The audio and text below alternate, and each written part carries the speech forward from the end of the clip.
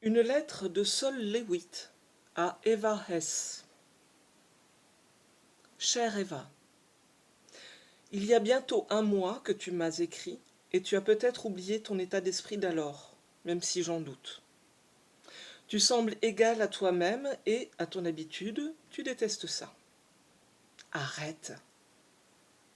Apprends à dire merde au monde de temps en temps. C'est ton droit absolu. Arrête de cogiter, de t'inquiéter, de regarder derrière toi, de t'interroger, de douter, d'avoir peur, d'avoir mal, d'espérer une solution miraculeuse, de te battre, de t'accrocher, de te perdre, d'être à U, d'être à dia, de marmonner, de bafouiller, de ronchonner, de te rabaisser, de ressasser, de rabâcher, de radoter, de répéter, de remâcher, de pinailler, d'ergoter, de tergiverser, d'aller, de venir, de râler, de pester, de ruer, de brancardier, de couper les cheveux en quatre, de ménager la chèvre et le chou, de faire des châteaux en Espagne, de te casser la tête, de t'arracher les yeux, de te pincer le nez, de tortiller du cul, de montrer du doigt, de courir sans partir à point, de faire les gros yeux, d'y aller en reculant, de chercher, de marcher, de démarcher, de démarrer, de t'arrêter, d'abattre, de rebattre, de battre ta coulpe. Arrête et va créer. D'après la description que tu me fais, et sur la foi de ce que je sais de tes précédentes œuvres et de tes capacités, ton travail actuel me semble excellent. Dessiné proprement, en lignes claires mais folles comme des machines, plus large et plus gras, un absurde authentique. Ça a l'air bien merveilleux, l'absurde authentique. Fais-en davantage, encore plus absurde, encore plus fou, plus de machines, plus de seins, plus de verges, plus de chattes, peu importe, fais-les regorger d'absurde. Essaie de saisir cette chose en toi, ton humour bizarre. Tu résides dans la part la plus secrète de toi-même. Laisse tomber le cool. Crée ton propre non cool. Approprie-toi ton propre univers. Si tu éprouves de l'angoisse, utilise-la. Dessine et peins ton angoisse et tes peurs. Et arrête de te ronger les sangs avec des trucs profonds et grandioses comme déterminer un but et un mode de vie. Une approche consistante d'un objectif fut-il impossible à atteindre ou inimaginable. Tu dois t'entraîner à être idiote, nul, sans pensée, vide.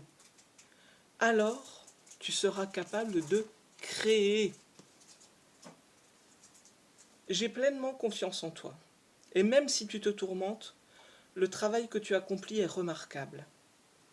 Essaie de mal travailler, de produire ce que tu peux imaginer de pire et de voir ce qui se passe. Mais surtout de te détendre et de laisser aller les choses. Tu n'es pas responsable pour le monde entier, tu es seulement responsable de ton œuvre. Alors crée-la.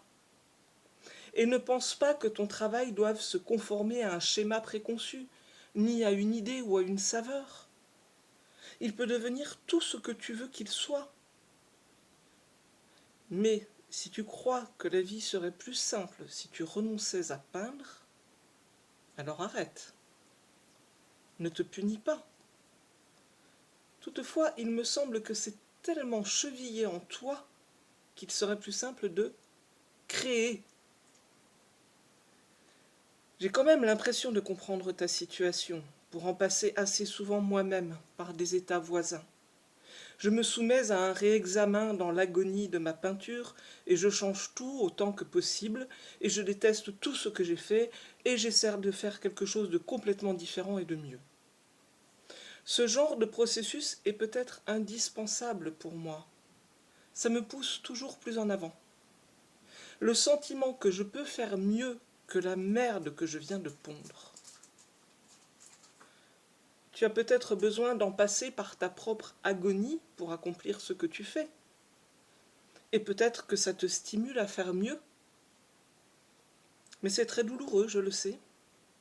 Il vaudrait mieux que tu aies assez confiance en toi pour faire les choses sans même y penser. Impossible de mettre le monde et l'art de côté sans commencer à traquer son ego. Je sais bien que tu ne peux pas, qu'on ne peut pas, travailler qu'un certain temps, qu'on passe le reste livré à ses pensées.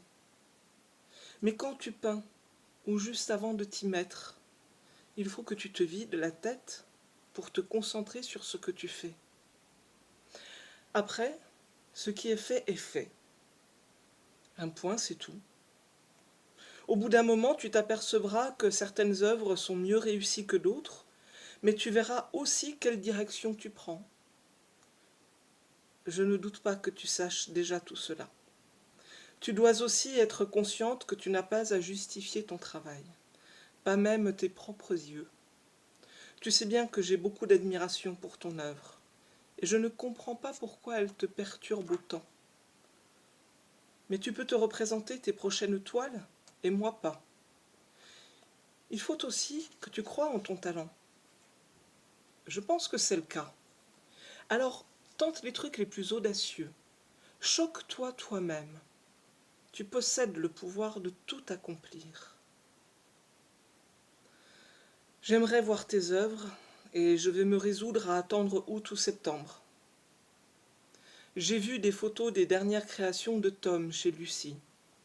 Elles sont très impressionnantes, surtout les plus rigoureuses, les plus simples. Je suppose qu'il en enverra d'autres plus tard. Donne-moi des nouvelles des expos et consorts. Ma peinture a changé depuis ton départ. Elle est bien meilleure. Il y aura une expo du 4 au 29 mai à la galerie Daniels, au 17 de la 64e rue Est, là où a eu lieu celle d'Emmerich, et j'espère que tu pourras venir. Affectueusement à vous deux, Sol.